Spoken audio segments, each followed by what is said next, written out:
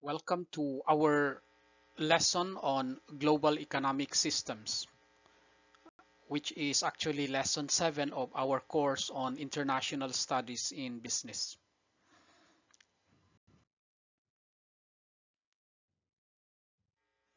So here we will have an exploration of the economic environment of international business.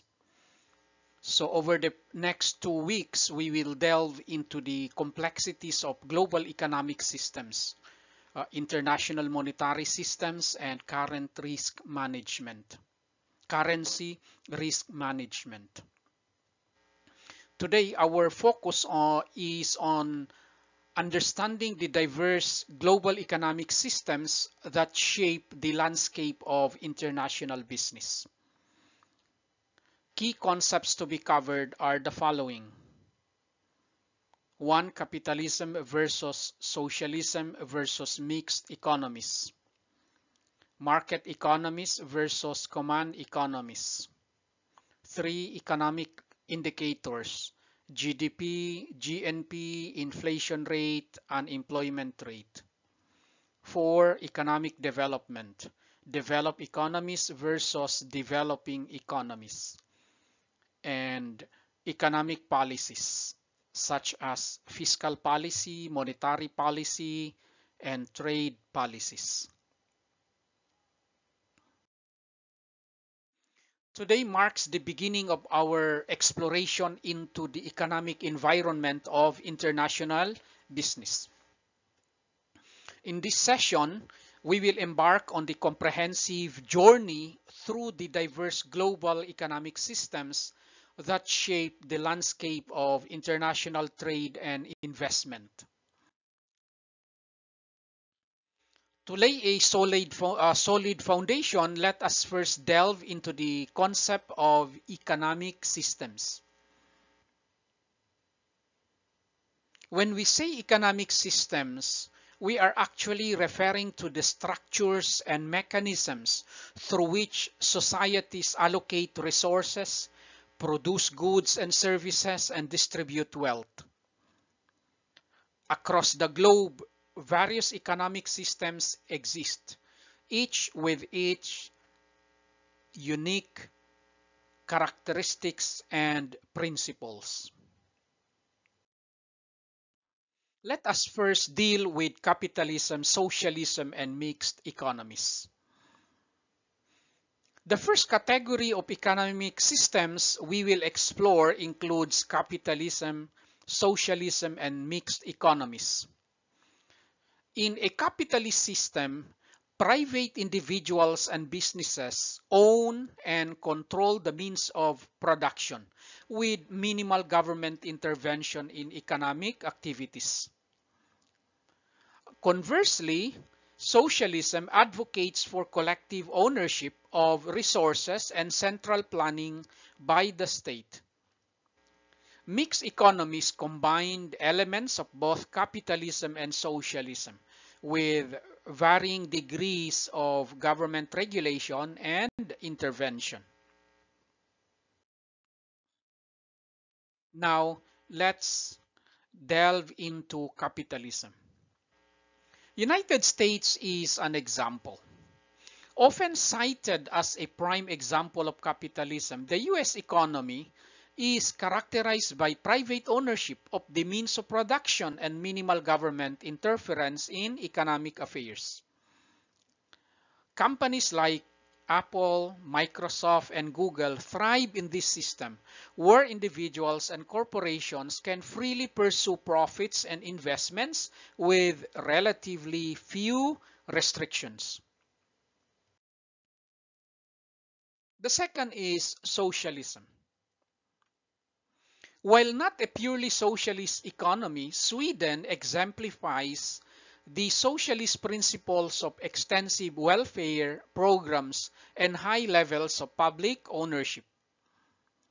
The Swedish government heavily regulates industries such as healthcare, education, and utilities. For instance, healthcare in Sweden is primarily publicly funded and decentralized, with the government ensuring universal access to quality medical services. So it means to say that the tax to be levied is also somewhat very heavy compared to what we know. The third is mixed economies. Canada's economy is often regarded as a mixed system, blending elements of both capitalism and socialism. While private enterprise drives much of the economy, the government plays a significant role in sectors such as healthcare, education, and social welfare.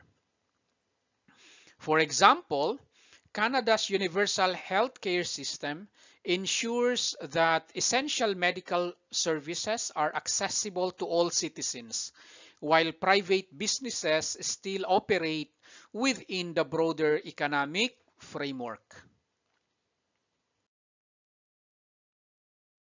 Now, let's proceed to the next subtopic or heading, that is market versus command economies.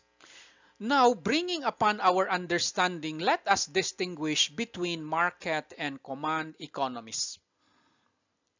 In a market economy, economic decisions are driven by supply and demand forces, with prices determined through free market interactions. Conversely, in a command economy, the state exercises centralized control over resource allocation, production, and distribution, often through state-owned enterprises and central planning mechanisms. Here are some real-world examples to illustrate the concepts. 1. Market economy. Hong Kong. Renowned for its laissez-faire approach to economics, Hong Kong serves as a prime example of a market economy. With minimal government intervention, Hong Kong's economy thrives on free market principles. Businesses operate in a competitive environment where supply and demand determine prices.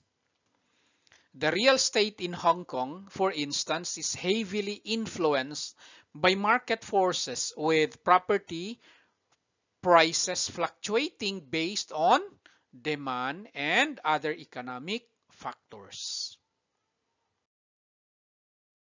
Now, how about the command economy? North Korea provides a stark example of a command economy, where the state exerts complete control over economic activities. Almost all resources, industries, and enterprises are owned and managed by the government. Central planning mechanisms dictate production quotas, resource allocation, and distribution channels. For instance, the government dictates what goods are produced, in what qualities, and at what prices, with little regard for market demand or supply.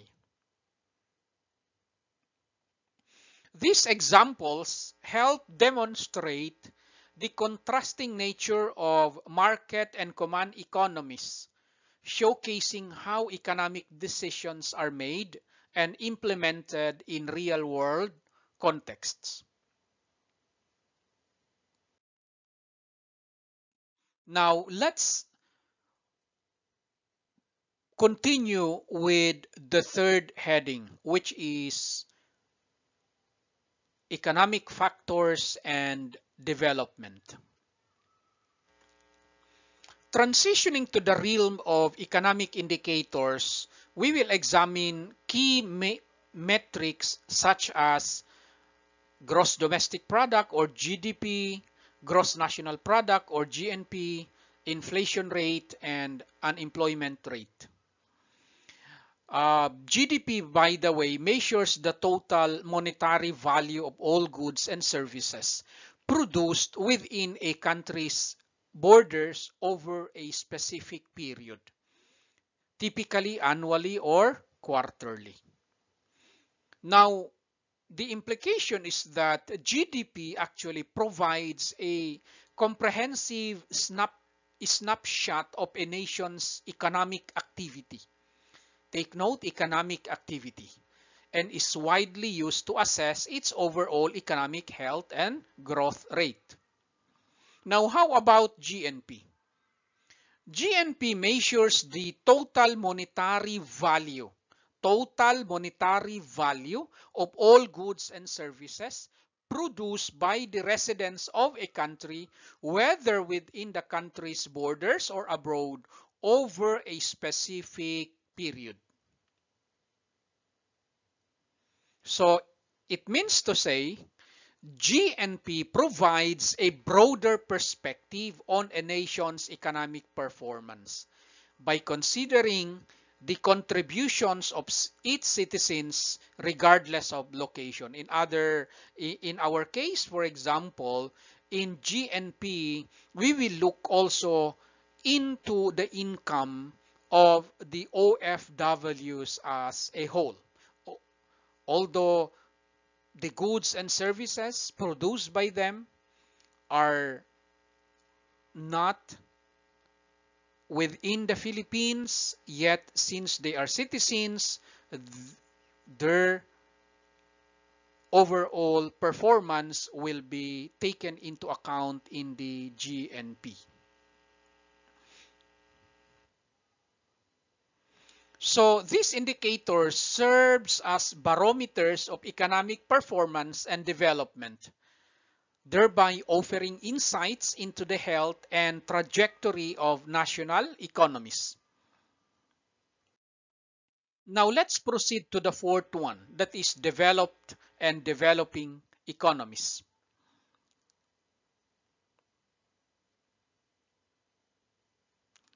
Developed economies, I should say, are characterized by advanced infrastructure, high levels of industrialization, and high living standard for their citizens.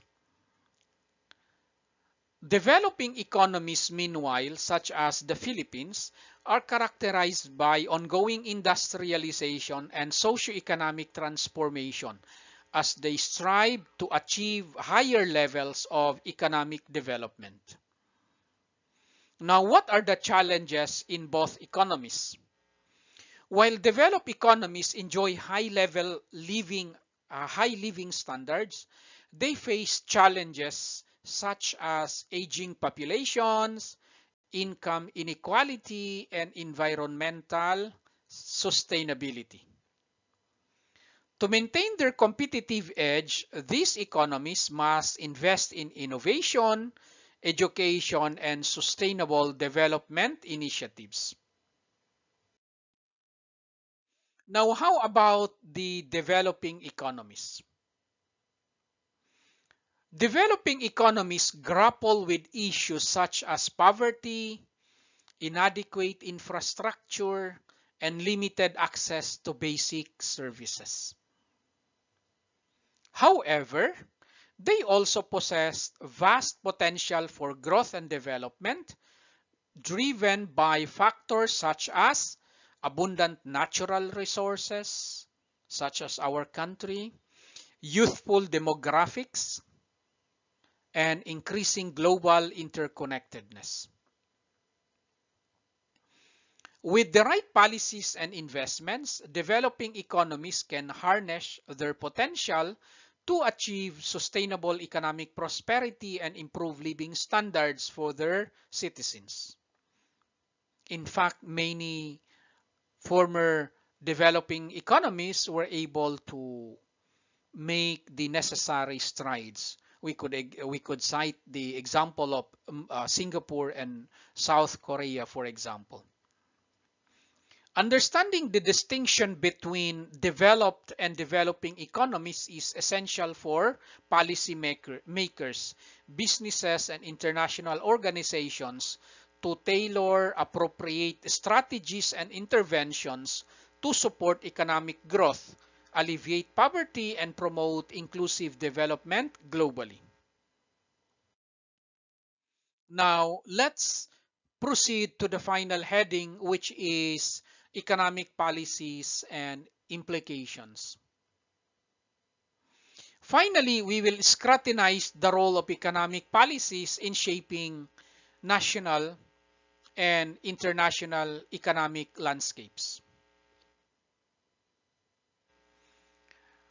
Fiscal policies such as taxation and government spending influence aggregate demand and economic growth within a country. While monetary policies, which are implemented by central banks, regulate money supply, take note, money supply and interest rates to control inflation and promote economic stability. Additionally, trade policies, including tariffs and trade agreements, impact international trade flows, investment patterns, and economic integration among nations. Let's delve deeper into each aspect. Fiscal policies are tools used by governments to influence the economy through taxation and government spending. When we talk about taxation, let us not forget that governments levy taxes on individuals and businesses to generate revenue for public spending and to regulate economic behavior. For example, progressive income taxes aim to redistribute wealth by imposing higher tax rates on higher income individuals. Tax incentives such as deductions for certain expenditures or credits for specific activities like research and development can in turn stimulate investment and economic growth. The other fiscal policy is government spending, or in addition to taxation.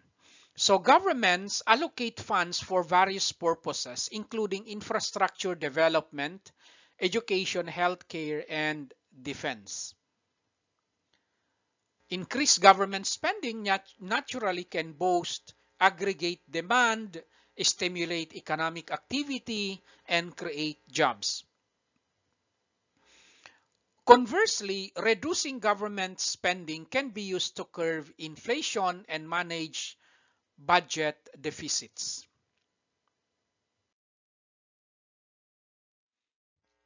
Now, let's proceed to the monetary policies.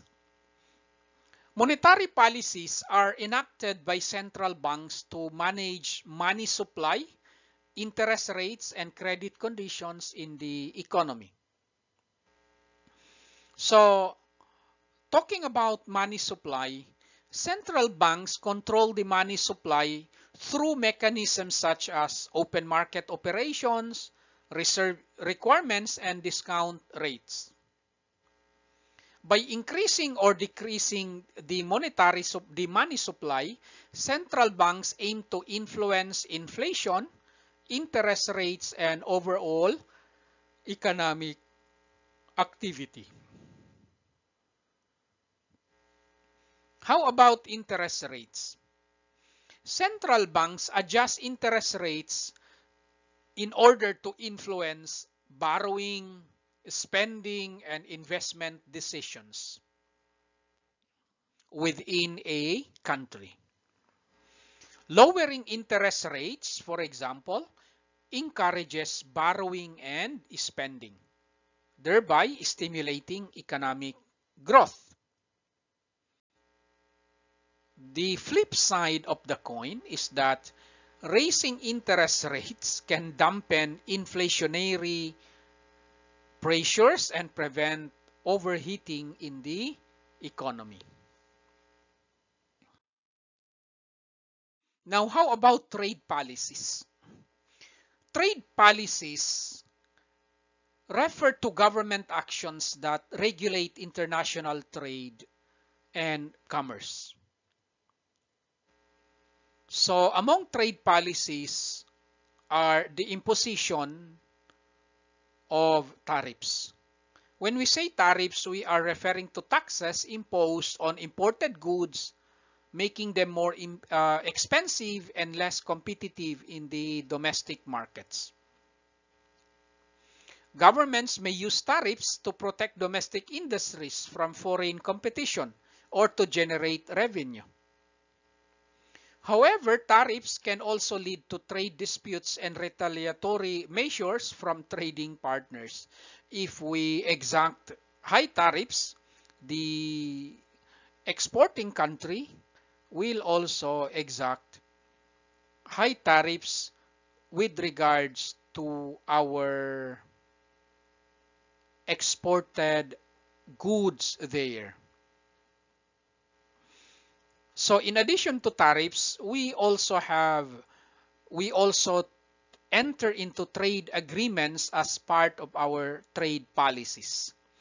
So by entering into trade agreements, we are actually subsumed to establish, our intention is to establish rules and regulations governing trade relations between countries. And these agreements can reduce trade barriers, promote market access, and facilitate economic integration. Examples include regional trade blocs like the European Union and international agreements like the World Trade Organization or the WTO agreements.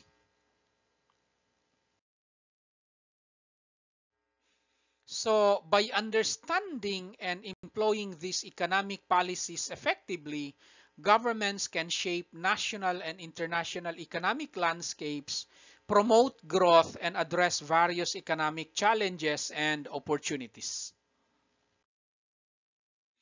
So as we draw this session to a close, I urge you to reflect on the intricate interplay between economic systems, indicators, policies, and development trajectories. By understanding the nuances of global economic systems, we can navigate the complexities of international business with insight and foresight, thereby leveraging opportunities and mitigating risks in an ever-evolving economic landscape.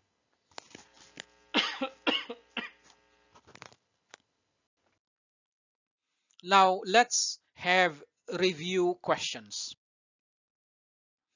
What is the primary difference between capitalism and socialism? In capitalism, private individuals and businesses own and control the means of production with minimal government intervention. In socialism, there is collective ownership of resources and central planning by the state. Number 2, describe the characteristics of a market economy and a command economy. In a market economy, economic decisions are driven by supply and demand forces, with prices determined through free market interactions.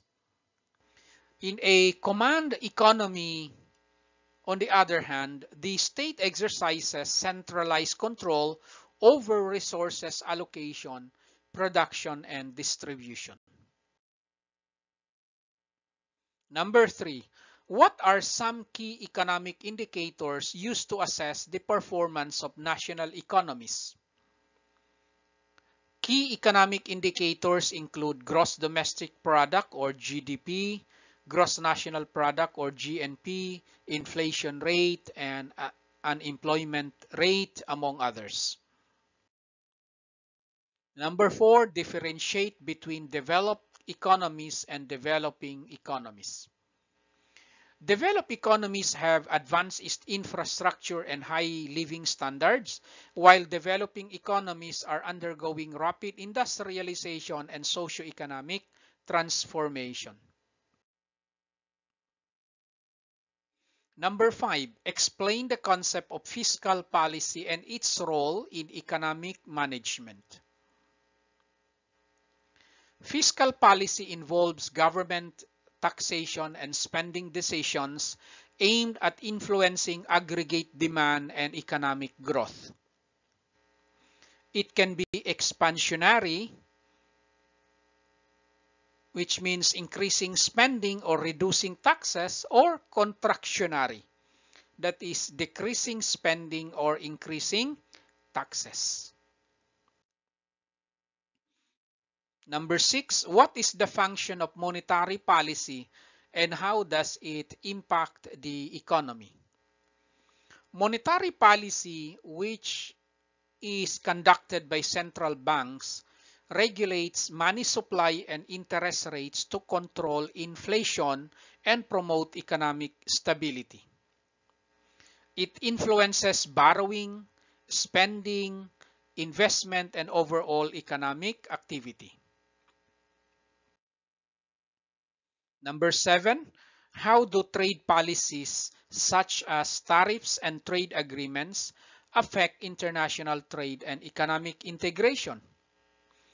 Trade policies impact international trade flows, investment patterns, and economic integration among nations.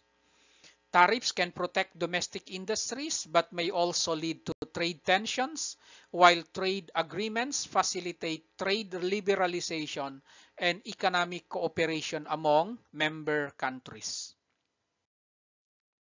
Number 8, discuss the concept of mixed economies and provide an example.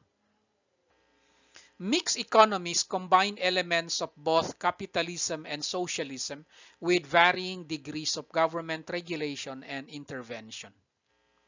An example is the Scandinavian model, where there is a strong welfare state alongside a market-driven economy. Sweden is an example of that. Number 9, how do economic systems influence the distribution of wealth and resources within a society? Economic systems determine how resources are allocated, produced, and distributed within a society. Capitalist systems tend to emphasize individual wealth accumulation, while socialist systems focus on equitable distribution and social welfare programs. Number 10, why is it important for businesses to understand global economic systems in the context of international business operations? Understanding global economic systems helps businesses navigate economic trends, market dynamics, regulatory environments, and policy changes, thereby enabling informed decision-making and strategic planning in international business operations. So I now invite you to share your thoughts, questions, and insights on the diverse global economic systems discussed today. Let us engage in a vibrant dialogue, enriching our collective understanding of the economic forces shaping our interconnected world. Thank you for your attention, and let us embark on this enlightening journey together, and let us continue our interaction in our online platform. Next meeting, we will proceed to Lesson 8 about the international monetary systems. See you then. Thank you.